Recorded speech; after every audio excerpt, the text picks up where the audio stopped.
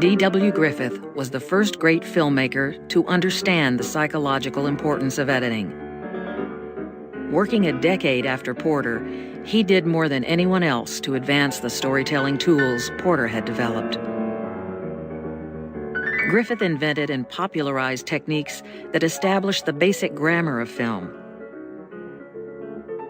His melodramas were the first to draw audiences into the emotional world of his characters.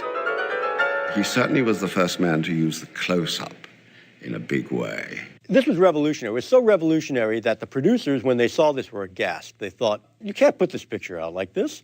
You can't cut to this big, ugly shot of somebody. First of all, we're paying for this actor, this actress. We want to see their whole body. We don't want to just see their face. Second of all, the audiences won't know what to respond to. They're going to be all confused. Well, the proof is in the pudding, and the reality is that the audiences were not confused at all. Griffith brought it together in one magnificent film, Birth of a Nation, and we saw the accumulation of sort of 10 years of editing knowledge put into a movie.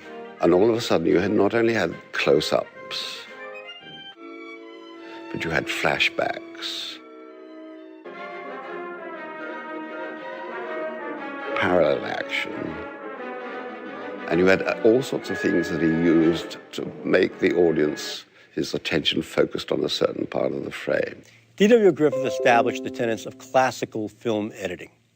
And classical film editing relied on the concept of the invisible cut, in which action would always be continuous and fluid and moving. The goal was to mask the cut so the audience wouldn't notice and could forget that they were watching a movie. Let's take another look. Notice how the gesture matches from one shot to the next?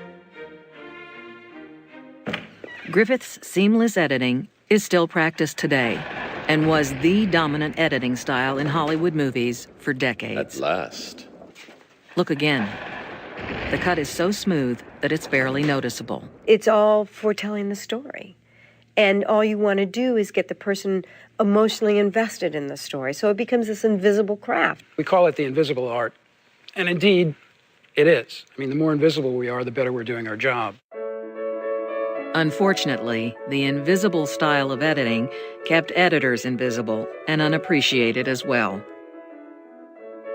For years, they have been the best-kept secret of the movies. The first cutters were considered hands for hire rather than creative partners in the filmmaking process. They looked at the images by holding the film up to the light. Then they would check their work by running it through a projector and making the necessary adjustments.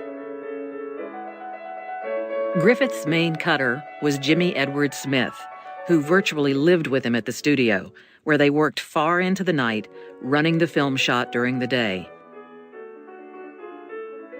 Later, Smith's wife Rose joined the editing team. The Smiths married during the cutting of Intolerance. For their honeymoon, Griffith allowed them the weekend off. Lights! Needs about 20 minutes out of it. The Kazan film, The Last Tycoon, had a wonderful scene. It was obviously the story of Irving Thalberg. And I always took that as a wonderful metaphor about the editing process, that it's silent, it's anonymous. What's that, are you asleep? Jesus. Goddamn movie even puts the editor to sleep. He's not asleep, Mr. Brady. What do you mean he's not asleep? He's dead, Mr. Brady. Dead? What do you mean he's dead? He must have died during... He's dead. We were just watching the rough cut. Jesus, I didn't hear anything. Did you hear anything? Not a thing. Eddie, he probably didn't want to disturb the screening, Mr. Brady.